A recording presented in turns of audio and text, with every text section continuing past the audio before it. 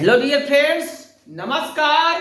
Ganga academy परिवार में आप सभी का हार्दिक स्वागत है, वंदन है, अभिनंदन है।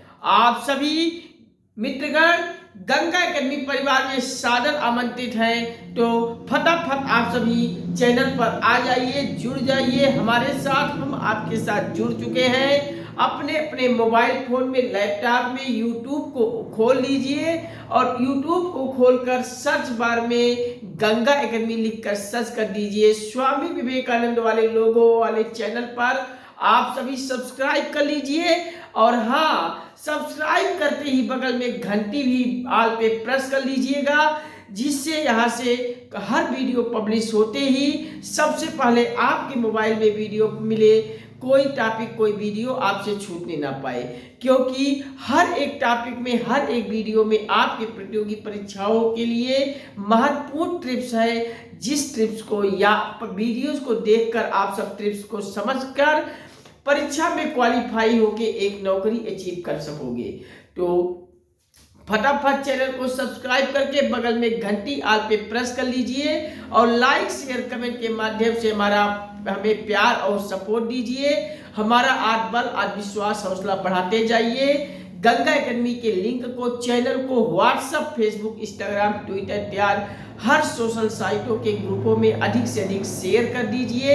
अपने सभी मित्रों को, संबंधियों को अधिक से अधिक शेयर करके इतना शेयर कर दीजिए कि संपूर्ण भारत के हर घर, हर परिवार, हर सदस्य तक गंगा एकेडमी को पहुंचा दीजिए। आप सब भारत के हर एक आम नागरिक तक गंगा एकेडमी पहुंचा दीजिए।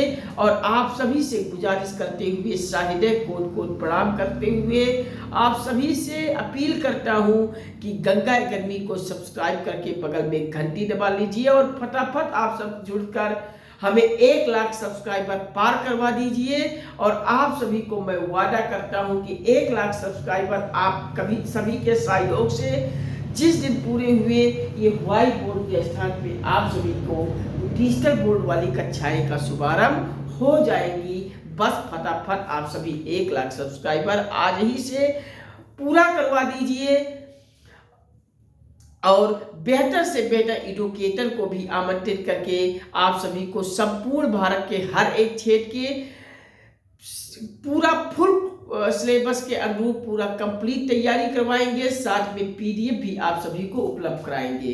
तो फटाफट आप सभी 1 लाख सब्सक्राइबर हमें पार करवा दीजिए। आप सभी से यही सहयोग करता हुआ अपील करता हूँ, गुजारिश करता हूँ। तो चलिए, हम आईपीसी के धारा पर आप सभी पर चर्चा कर रहे थे, वार्तालाप कर रहे थे। आज हम आईपीसी की धारा में आज पढ़ेंगे धारा 76 से आगे तक। तो धारा 76 तक हम पिछले वीडियो में पढ़ चुके हैं।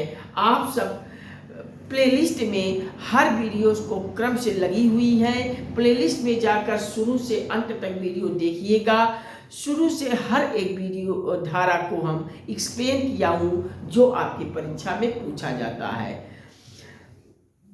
महत्वपूर्ण धारा जो परीक्षा में पूछा गया है, पूछा जाता है, वो सारे धारा मैं रिटवा रहा हूँ। आप सब रख लीजिए। आने वाले पुलिस एसआई में आप सब अच्छा परफॉर्मेंस करके एक वर्दी लेकर आइए, एक नौकरी लेकर आइए। आप सभी पुलिस बनिए और पुलिस के साथ साथ अदर और भी जो प्रतियोगी परीक्षा और क्षेत्र के दे रहे हैं वो भी वीडियोस को देख लेंगे, क्योंकि सामान्य अध्ययन का कोई लिमिट नहीं होता है। सामान्य अध्ययन में भी कभी कभी ये सब परीक्षा में सवाल पूछ लिया जाता है। तो आप सामान्य अध्ययन में ये आयोग से दावा नहीं कर पाओगे कि सिलेबस से बाहर हो, क्योंकि सामान्य अध्ययन में भी ये सिलेबस में आ जाता है। तो अब हर क्षेत्र के प्रतियोगी परीक्षा वाले विद्यार्थी भी इसे देखें और भारत के आम नागरिक जो परीक्षा नहीं दे रहे हैं वो भी वीडियोस को देखें, क्योंकि आप सब अगर वीडियोस को देखेंगे, एक एक धारा आप सभी को, एक एक आर्टिकल आपको तैयार हो जाएगा। तो आप सभी को अपने हक के, अपने कानून की से कभी डरोगे नहीं। पुलिस आप सभी से जबरदस्ती नहीं कर पाएगी। आप सब को पता रहेगा कि भला अपराध करेंगे तो कौन सा दंड मिलेगा। तो ये सब आप सभी को जागरूकता से संबंधित है। आप सब वीडियोस को देखकर जागरूक बनते रहिए। तो चलिए आज हम धारा 76 से आगे की तरफ हम पढ़ने चल रहे हैं। तो हम धारा 76 में अगर देखें, आईपीसी यानी भारतीय दंड संहिता इंडियन पैनल कोड के धारा 76 में देखें कि धारा 76 यानी 76 में क्या है। तो मेरे प्यारे बच्चों, धारा 76 में आपको याद कर लेना है कि तत्वों की भूल है, यानी तत्वों की भूल कैसी भूल होती है, किस तत्वों की भूल होती है। तो याद रखना है कि आईपीसी के धारा 76 में तत्वों की भी भूल होगी विधि से अबाध व्यक्ति के लिए, यानी विधि से अबाध व्यक्ति के लिए अगर कोई तत्वों की भूल कर देता है तो आईपीसी के धारा 76 के अंतर्गत आता है। तो याद कर लीजिए, आईपीसी का धारा 76 आता है तत्वों का भूल। तत्वों का भूल किस मामले में? तो विधि से अबाध व्यक्ति के मामले में। अब नेक्स्ट आईपीसी की धारा हम सब पढ़ेंगे, धारा 79 यानी 79। तो 79 में क्या है? आप कहोगे सर आईपीसी धारा 76 यानी 76 के बाद आप 77 नहीं पढ़ाए, 78 नहीं पढ़ाए, डायरेक्ट आप 79 में पहुंच जा रहे हैं। तो मेरे प्यारे बच्चों, आपकी परीक्षा के दृष्टिकोण से जितना महत्वपूर्ण है, जो परीक्षा में पूछे गए हैं, पूछे जाते रहेंगे, वो हम आप सभी को पहले तैयार करा दे रहा हूँ। आप क्योंकि आगे परीक्षा आपकी जो भी हो, फटाफट आप सब देखते जाइए और परीक्षा में क्वेश्चन गलत ना होने पाए। फिर आप सभी का प्यार और सपोर्ट मिलता रहेगा। तो जो आईपीसी की धारा मैं छोड़ रहा हूँ उसको भी कंप्लीट करा रहा हूँ। नेक्स्ट वर्जन में हम पूरा क्रम से क्रमानुसार एक एक धारा को भी आप सभी को रटवा दूंगा। अभी मैंने आप सभी एक कंपटीटर है और एक कंपटीटर के लिए इतना ध्यान में रखना चाहिए कि क्या हमें छोड़ना है, तो क्या पढ़ना है, क्या छोड़ना है। तो जो परीक्षा में पूछे जाते हैं ऐसे धारा को हम कंप्लीट करा रहा हूं, आप सब तैयार कर लीजिए। तो धारा आईपीसी का 76 कहता है तत्वों का भूल। कौन से तत्वों का भूल? तो विधि से अबाध व्यक्ति वाले मामले में। नेक्स्ट आईपीसी का धारा है 79। 79 में भी मेरे प्यारे बच्चों तत्वों का भूल है। तो अब अंतर क्या है कि 76 में कौन सा तत्वों का भूल है और 79 में तत्वों का भूल किस मामले में है।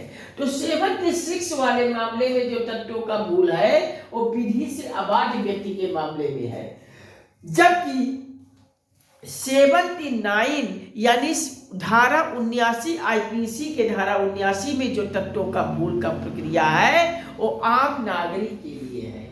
यानी किसी भी आम नागरिक से कोई तत्वों की भूल हो जाती है तो वो प्रावधान बना है आईपीसी की धारा 79 में। तो धारा 76 में किस मामले में तत्वों का भूल? तो विधि से अबाध व्यक्ति के मामले में। याद कर लीजिए मेरे प्यारे बच्चों, धारा 79 में किस मामले में तत्वों का भूल है?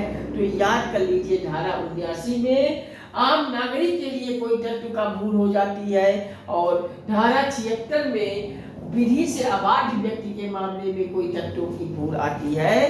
तो ये प्रक्रिया बनाया गया है।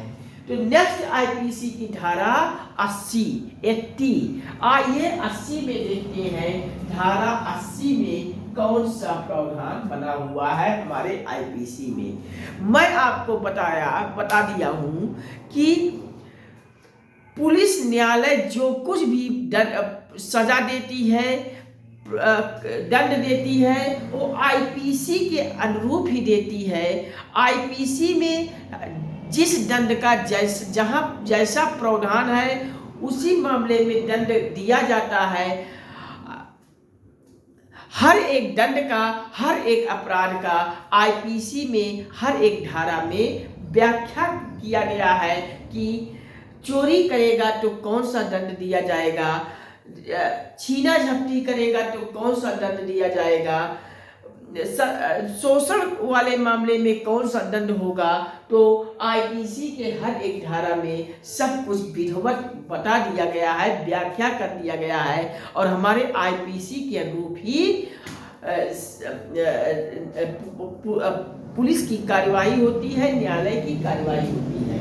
तो धारा 80 आईपीसी के धारा 80 में क्या याद करना है, याद कर लीजिए, विधि पूर्वक कार्य करने में कोई दुर्घटना हो जाती है, यानी कोई व्यक्ति एकदम विधि पूर्वक कार्य कर रहा है, जो नियम है उस नियम के अनुरूप ही कार्य कर रहा है, फिर भी उस कार्य करने में कोई दुर्घटना घट जाती है, तो ये प्रावधान किस आईपीसी में है, तो ये विधि पूर्वक कार्य करने में अगर दुर्घटना हो जा रही है तो इंडियन पेनल कोड आईपीसी यानी भारतीय दंड संहिता की धारा 80 में याद कर लेना है।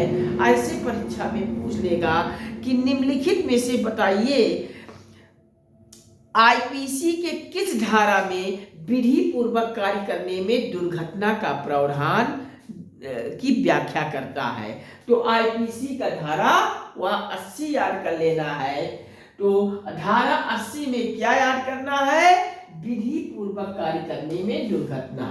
अब नेक्स्ट आईपीसी की धारा 82 में आइए जानते हैं कि आईपीसी 82 क्या कहता है। तो याद कर लीजिए धारा 82 में कोई शिशु है 7 वर्ष से कम है और उस 7 वर्ष से कम वाले शिशु ने कोई अपराध कर देता है, तो ऐसे मामले में आईपीसी कहता है धारा 82 में ये 7 वर्ष से कम शिशु का अपराध। अगर कहने का तात्पर्य है धारा 82 कहता है आईपीसी यानी भारतीय दंड संहिता धारा 82 कहता है कि कोई 7 वर्ष से कम का बच्चा है, 7 वर्ष से कम का शिशु है और उससे कोई अपराध हो जाता है, तो ये प्रावधान आईपीसी भारतीय दंड संहिता इंडियन पेनल कोड की धारा 82 के अंतर्गत अगर ये साबित हो जा रहा है कि 7 वर्ष से बच्चा कम है, तो ऐसे बच्चे से अपराध होने पर अपराध क्षमा हो जाता है। तो ये धारा 82 में 7 वर्ष से कम शिशु का अपराध आ जाता है। तो याद कर लीजिए आईपीसी का धारा 82 में क्या है, तो धारा 82 में 7 वर्ष से कम शिशु का अपराध। तो 7 वर्ष से कम शिशु का अपराध आईपीसी के किस धारा में है, तो धारा 82 में मेरे प्यारे बच्चों याद कर लीजिए।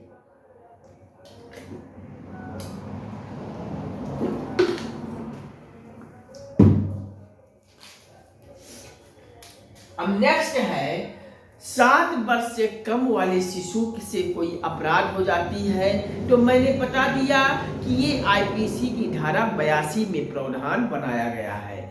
अब 7 वर्ष से ऊपर का कोई बच्चा है, यानी 7 वर्ष से कोई ऊपर का बच्चा है और कितने वर्ष से नीचे, तो 7 से 12 वर्ष से नीचे। 7 वर्ष से ऊपर का शिशु है और 12 वर्ष से कम का शिशु है और उससे कोई अपराध हो जा रही है, तो क्या उसको भी दंड दिया जाएगा।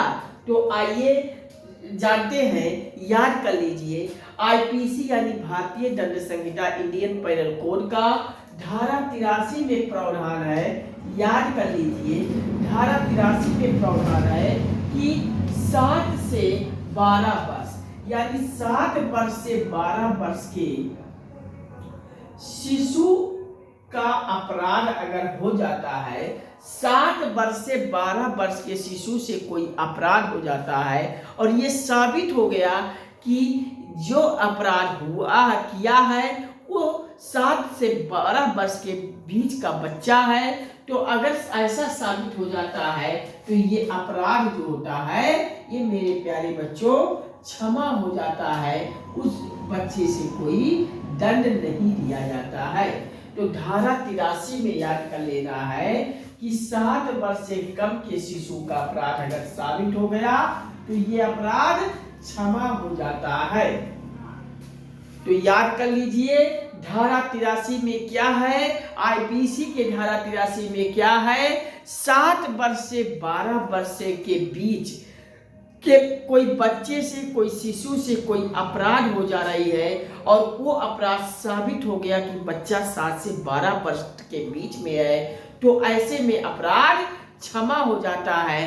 किसके अंतर्गत, किस आईपीसी की धारा के अंतर्गत, तो धारा 83 के अंतर्गत आपको याद रखना होगा। याद कर लीजिए मेरे प्यारे बच्चों।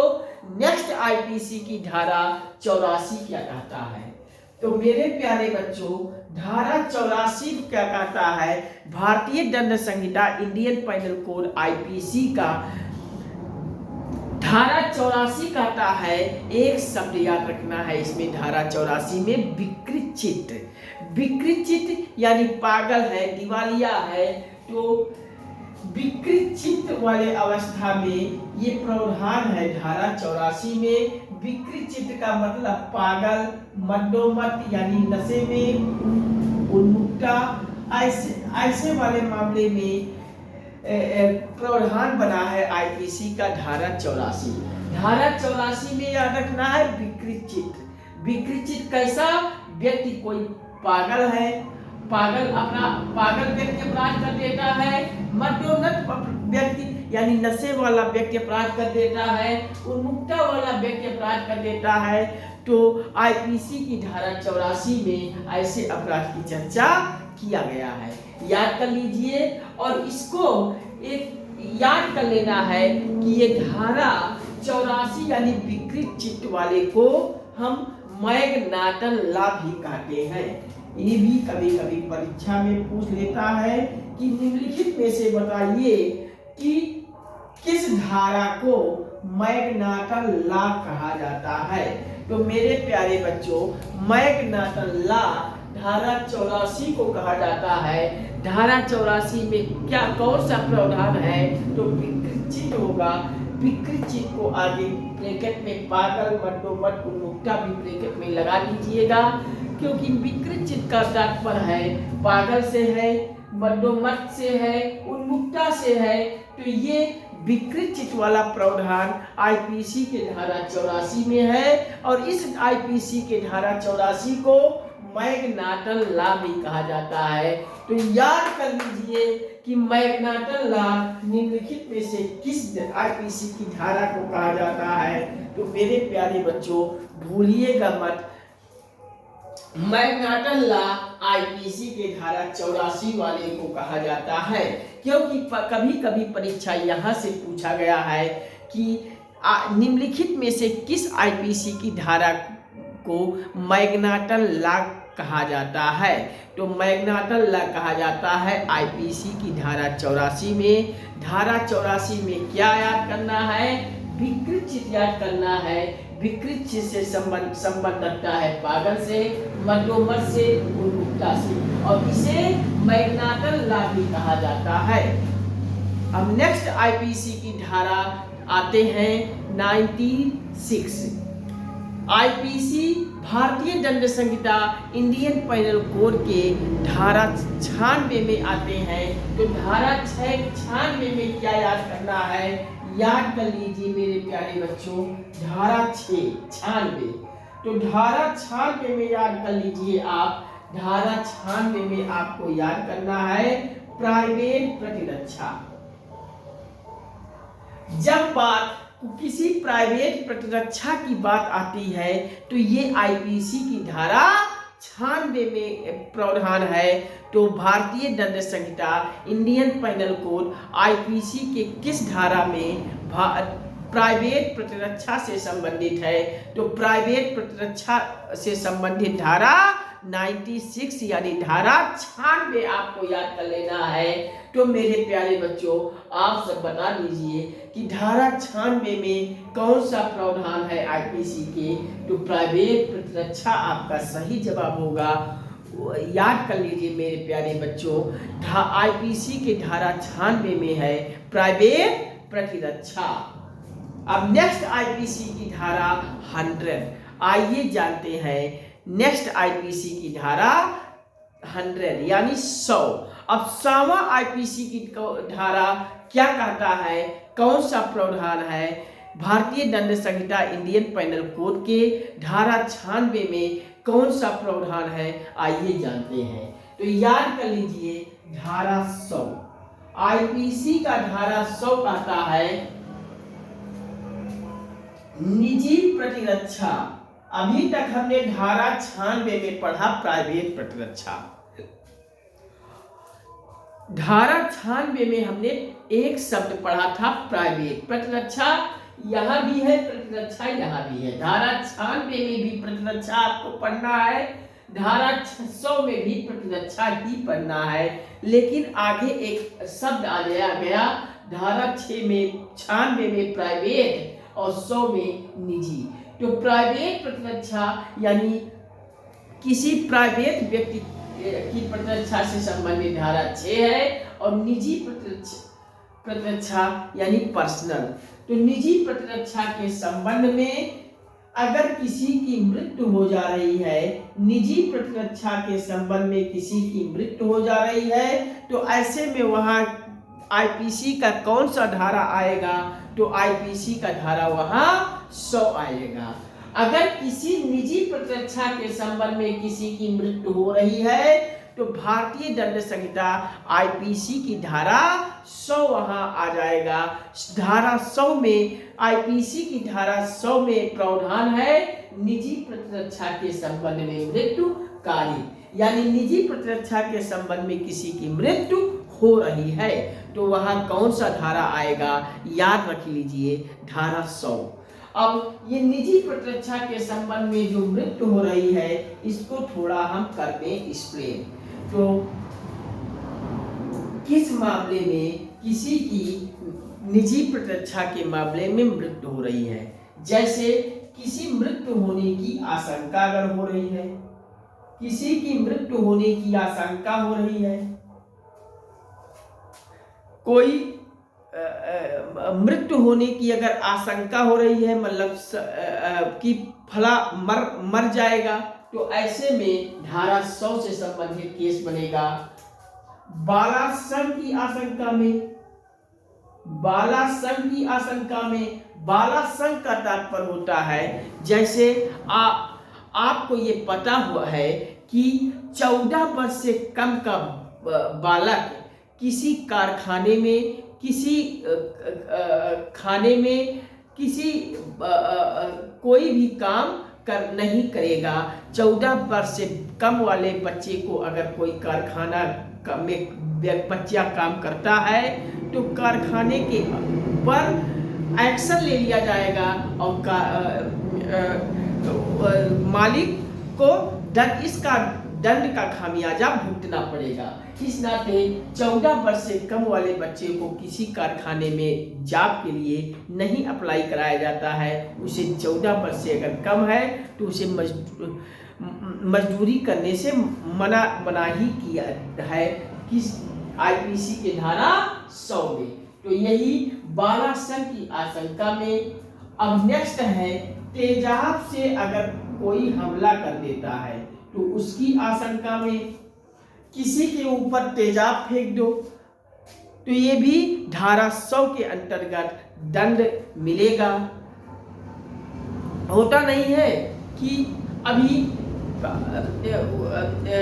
दिल्ली वाले मामले में जो एक महिला के ऊपर तेजाब फेंका गया था, कुछ लोग मिलकर तेजाब फेंके थे, उसमें कार्रवाई हुई थी। तो किसी के ऊपर आप तेजाब फेंक कर अगर उसको परेशान करोगे, तो ये भी धारा 100 के अंतर्गत यहाँ दंड का प्रावधान बनाया गया है। आईपीसी के धारा 100 के अंतर्गत तेजाब वाले मामले में भी प्रावधान बना हुआ है। किसी को आप तेजाब छिड़क कर परेशान नहीं करोगे। किसी के ऊपर अगर आप तेजाब डालोगे तो धारा 100 के अंतर्गत आपको सजा मिल जाएगी। अब नेक्स्ट है अप्राकृतिक अपराध। अब अप्राकृतिक अपराध का मतलब होता है, एक होता है प्राकृतिक, दूसरा होता है अप्राकृतिक। अगर प्राकृतिक क्या होता है, जैसे ईश्वरीय कृपा से अगर कोई बात होती है तो उसे कहते हैं प्राकृतिक।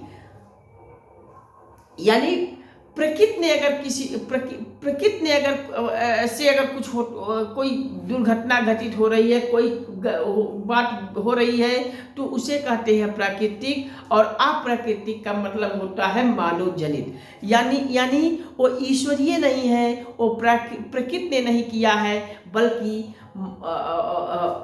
हम किसी के चाहने से कोई घटना घट रही है तो उसे कहते हैं अप्राकृतिक।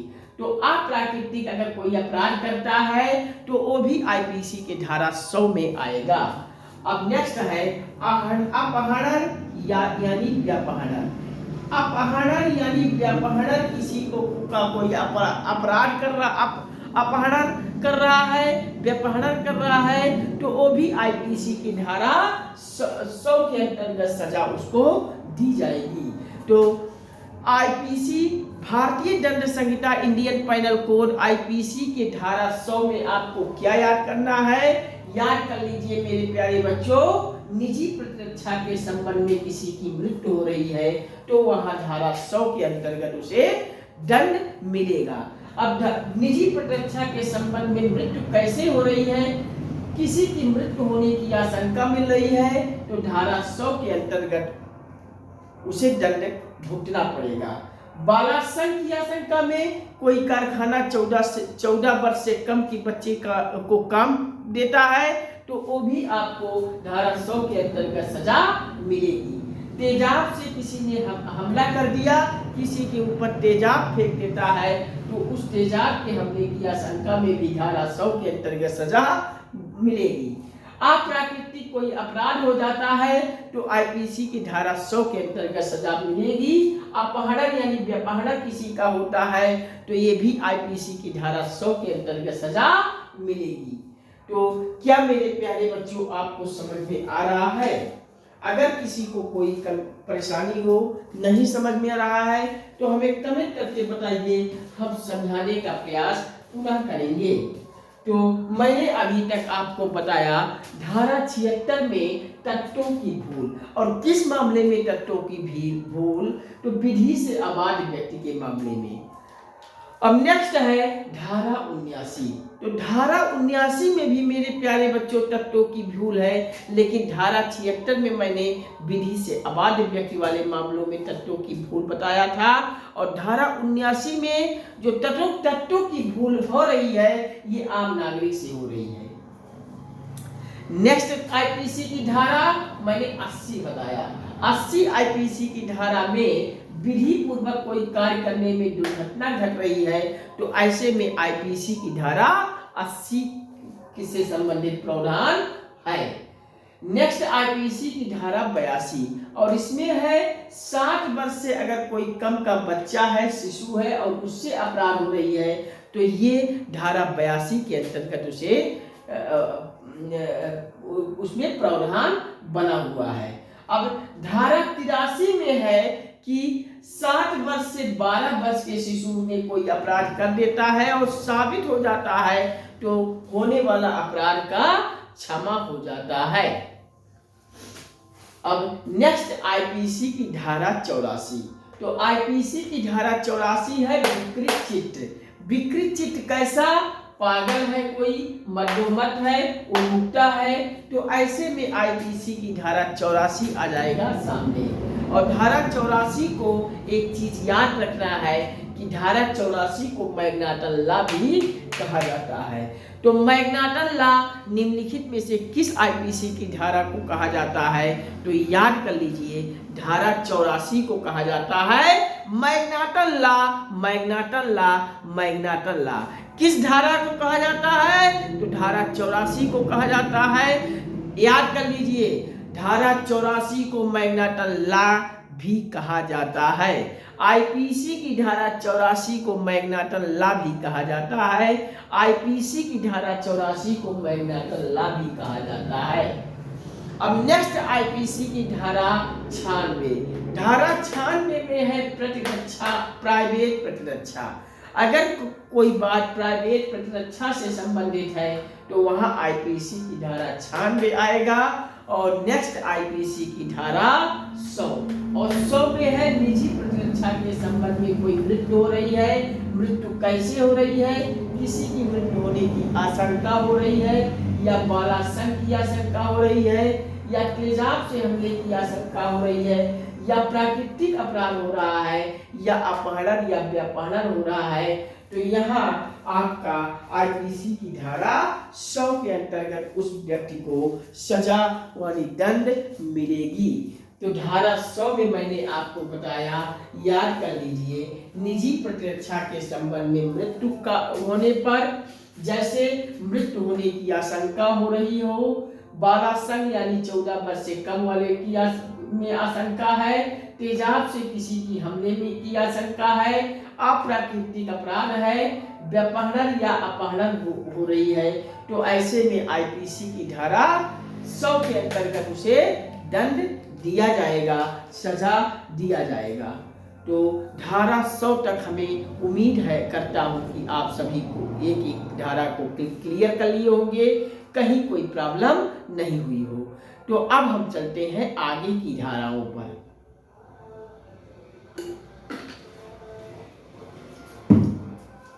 तो आगे की धाराओं में धारा 121 आता है। तो धारा 121 में मेरे प्यारे बच्चों आपको याद करना है, आईपीसी भारतीय दंड संहिता का 121 आईपी धारा है। क्या कहता है? भारत सरकार के विरुद्ध युद्ध।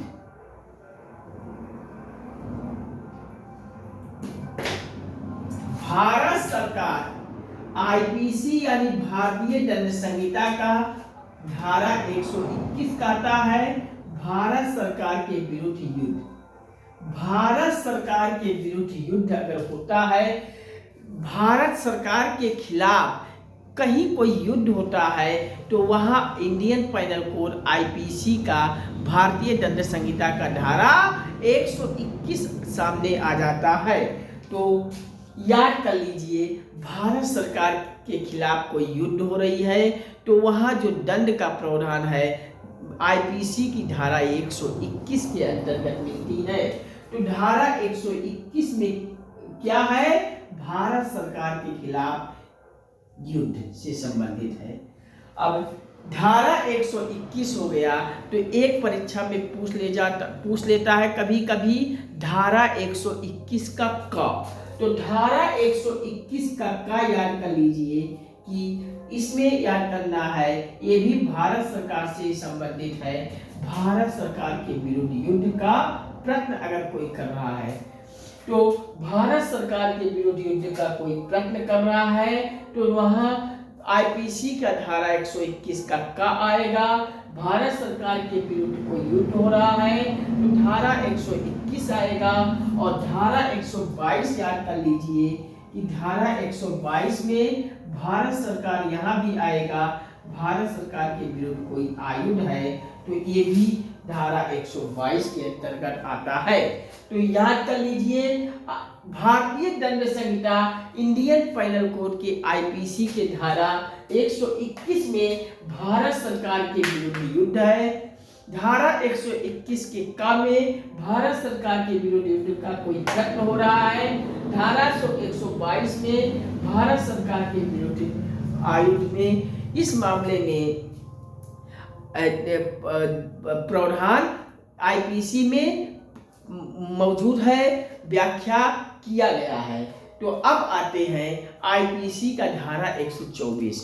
तो आईपीसी का धारा 124 क्या है मेरे प्यारे बच्चों? आइए आईपीसी का धारा 124 भी हम सभी को क्लियर कराते हैं। तो आईपीसी का धारा 124 है, आप सुने होंगे राजद्रोह वाले मामले में, देशद्रोह के मामले में परिभाषा यहाँ दिया हुआ है। अब आपको हम बता दें कि ये राजद्रोह और देशद्रोह होता क्या है। यानी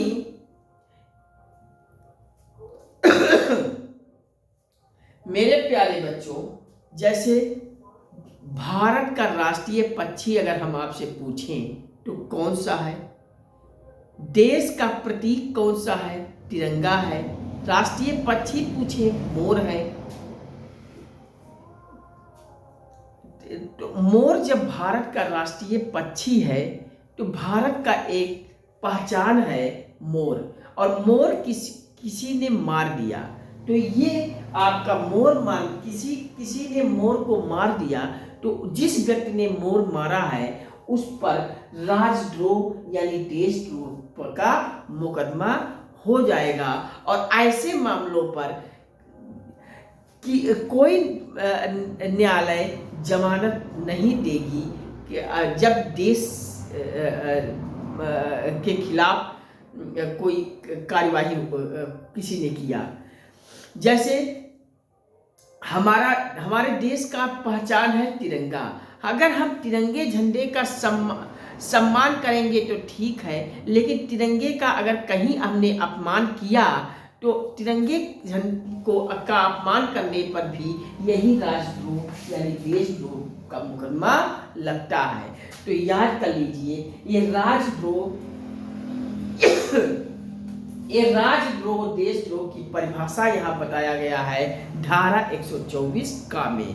तो भारतीय दंड संहिता इंडियन पेनल कोड आईपीसी के धारा 124 के का में आपको याद कर लेना है। धारा 124 का में क्या याद करना है? राजद्रोह देशद्रोह की यहाँ परिभाषा बताई गई है। निम्नलिखित में से आप बताइए, आईपीसी के भारतीय दंड संहिता के इंडियन पेनल कोड के किस धारा में देशद्रोह राजद्रोह की परिभाषा का वर्णन किया गया है? तो आपको धारा 124 का वहां याद करना है। तो आईपीसी के धारा 124 के का में राजद्रोह देशद्रोह की परिभाषा का वर्णन किया गया है। अब नेक्स्ट आईपीसी की धारा में आते हैं धारा 130। तो भारतीय दंड संहिता इंडियन पेनल कोड आईपीसी का धारा 130 क्या कहता है मेरे प्यारे बच्चों? तो 130 में याद कर लीजिए कि युद्धबंदी या राजबंदी को भगाने में किसी ने कोई सहायता कर दिया तो ऐसे में प्रावधान है किस आईपीसी की धारा में है?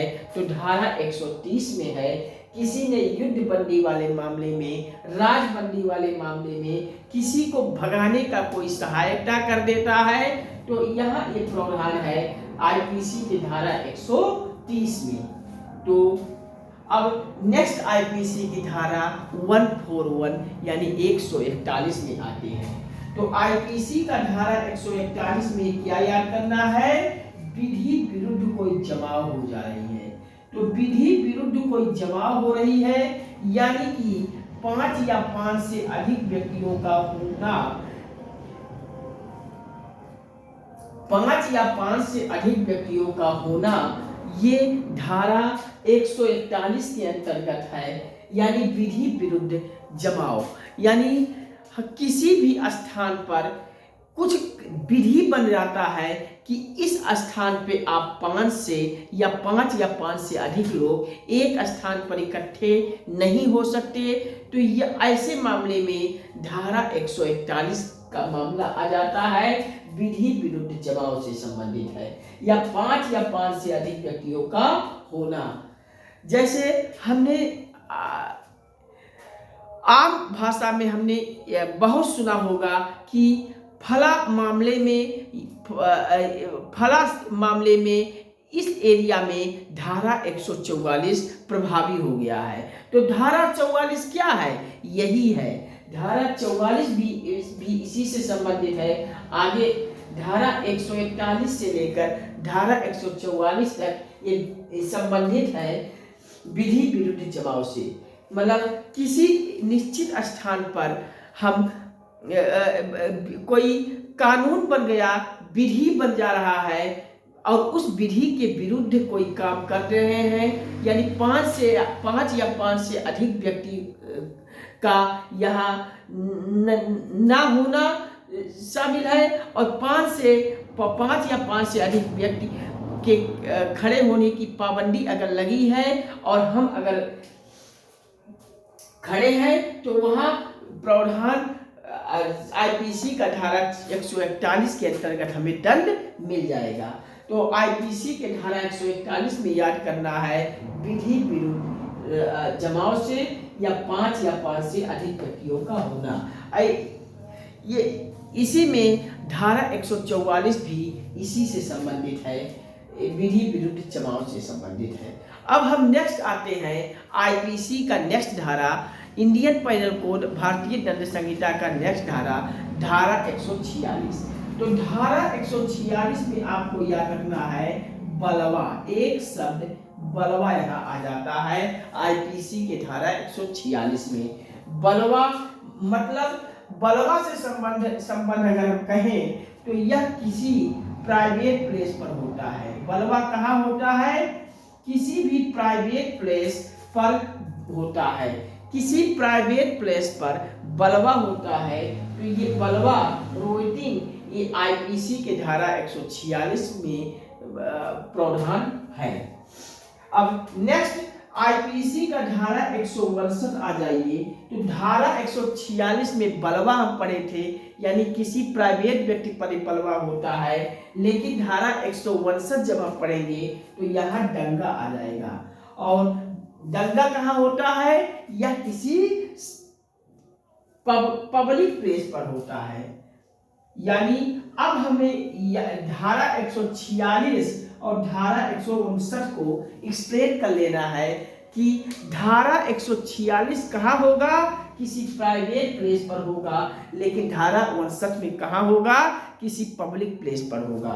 तो पब्लिक प्लेस पर कोई बात हो रही है तो वो दंगा है, और दंगा की आईपीसी के किस धारा में है? तो धारा 159 में है। और प्राइवेट प्लेस पर कुछ हो रही है तो वो बलवा है, और बलवा किस धारा में है? तो धारा 146 में है। तो याद कर लीजिए धारा 146 में बलवा है, और बलवा कहाँ होता है? किसी प्राइवेट प्लेस पर। और धारा 159 में दंगा है, तो दंगा कहाँ होता है? किसी पब्लिक प्लेस पर। तो आप सब दंगा और बलवा से संबंध परिचित हो गए। उम्मीद करता हूँ कि आप सब बलवा और दंगे को अच्छे से समझ गए होंगे कि बलवा क्या होता है, दंगा क्या होता है। बलवा किसी प्राइवेट प्लेस पर होता है, और ऐसे में धारा 146 आ जाता है। और जब बात दंगा की होती है तो दंगा कहाँ होता है? पब्लिक प्लेस पर होता है, और ये आईपीसी की धारा 59 में प्रक्रिया बनाई गई है। अब नेक्स्ट आईपीसी की धारा 160। तो 160 के आईपीसी की धारा 160 करता है दंगे का दंड का वर्णन। यानी दंगे का दंड का कोई वर्णन करता है तो कौन सा आईपीसी की धारा? तो आईपीसी की धारा 160 करती है दंगे का दंड का वर्णन।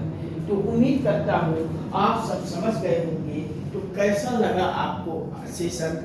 एक बार रिकॉल कर दें जिससे आपको सारी चीजें अच्छे से समझ में आ जाए। तो चलिए हम आप रिकॉल करते हैं, आप सब याद करते हुए चलिए। धारा 76 मैंने बताया कि तत्वों की भूल। तत्वों की भूल किस मामले में? तो मेरे प्यारे बच्चों धारा 76 में जो तत्वों की भूल हो रही है वो विधि से अबाध व्यक्ति के मामले में हो रही है। यानी जब विधि से अबाध व्यक्ति के मामले में तत्वों की भूल होगी तो वहां आईपीसी का धारा 76 आता है। अब जब किसी आम नागरिक से कोई तत्वों की भूल होगी तो वहां धारा 76 नहीं आएगा बल्कि धारा 79 आएगी। तो ये दोनों आपको समझ में आनी चाहिए कि धारा 76 कब लगेगा और धारा 76 कब लगेगा और धारा 79 कब लगेगा। तो धारा 76 आप लगेगा। धारा 76 तत्वों का भूल है जब किसी विधि से अबाध व्यक्ति के मामले में हो रही है तत्वों की भूल। अब किसी विधि से अबाध मामलों में तत्वों की भूल होगी तो धारा 76 होगी, और किसी आम नागरिक से कोई तत्वों का भूल होगा तो धारा 79 होगा। अब नेक्स्ट धारा 80। तो धारा 80 में है विधि पूर्वक कार्य करने में कोई दुर्घटना घटित हो रही है, तो विधि पूर्वक कार्य करने में दुर्घटना घटित होगी तो धारा 80।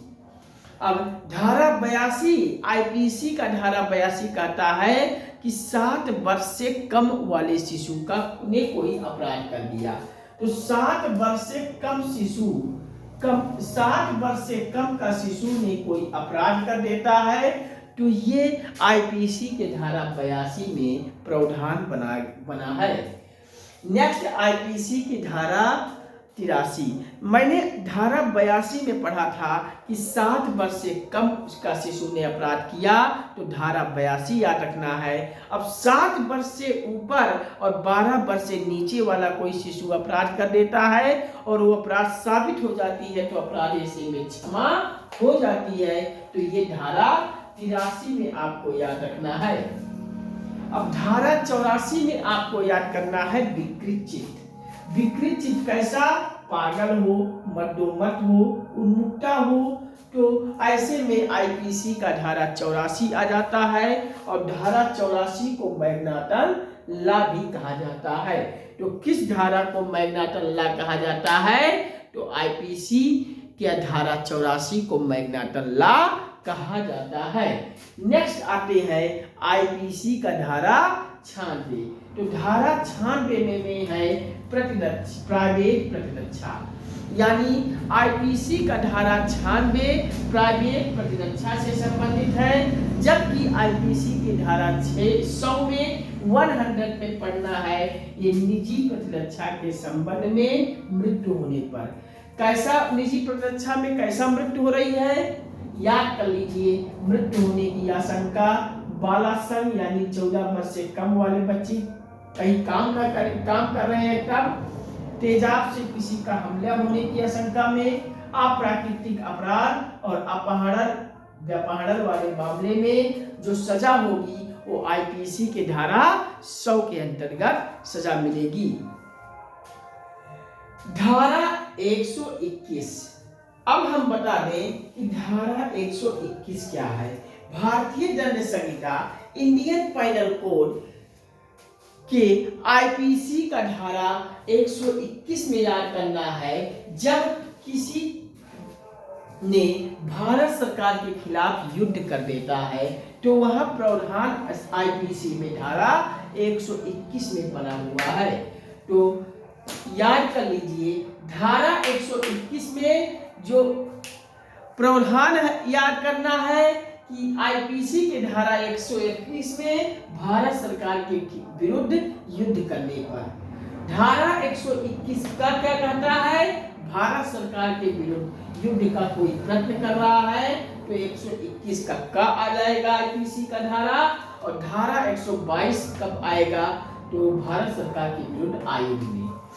अब नेक्स्ट आईपीसी का धारा 124 का 124 का आईपीसी का धारा 124 में याद करना है राजद्रोह देशद्रोह की यहाँ परिभाषा का डिफाइन किया हुआ है, यानी राजद्रोह देशद्रोह की परिभाषा का वर्णन किस आईपीसी की धारा में किया गया है?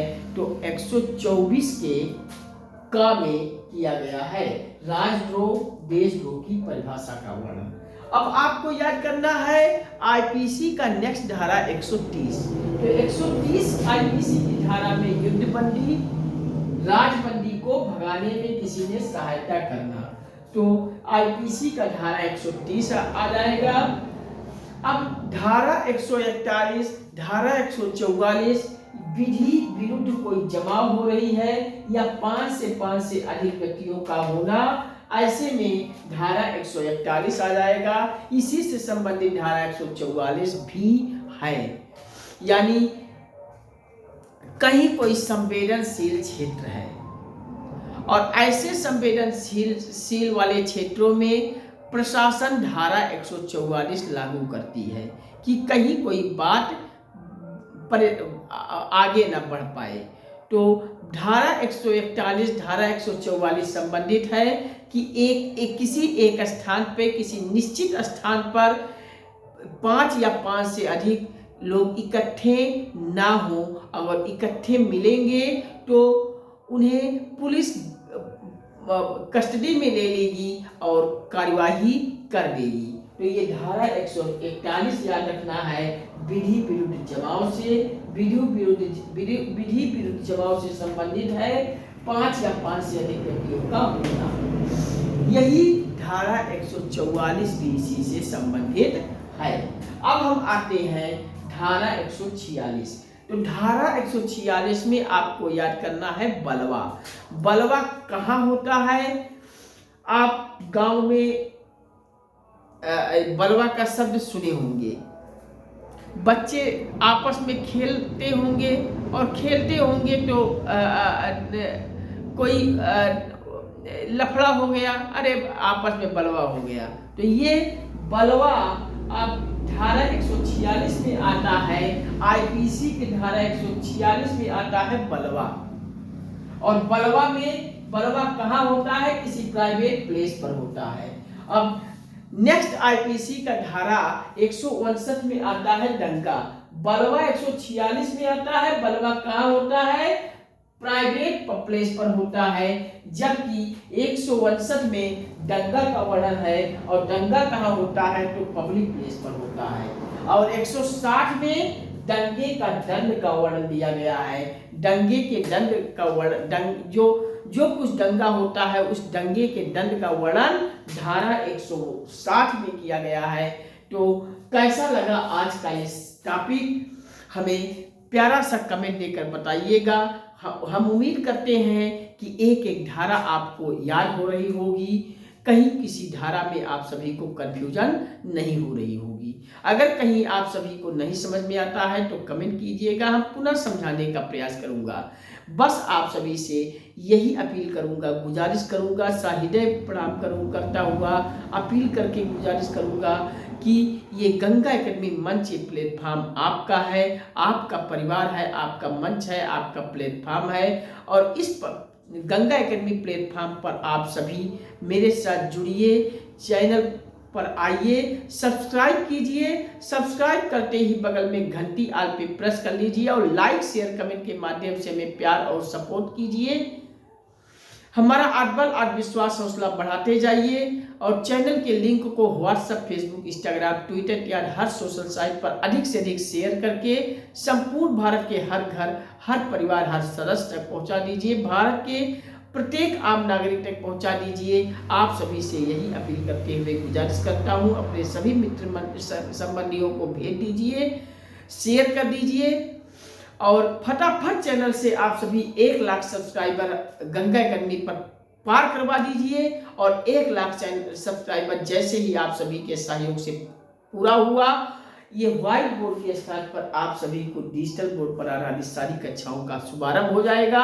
और बेहतर से बेहतर एडुकेटर को आमंत्रित करके हम आप सभी को संपूर्ण भारत के हर एक क्षेत्र की पूरी कंप्लीट सिलेबस के तहत हम पूरा फुल सिलेबस से पर कंपटीशन, हर एक क्षेत्र की कंपटीशन की तैयारी करवाऊंगा। पीडीएफ भी आप सभी को उपलब्ध कराऊंगा।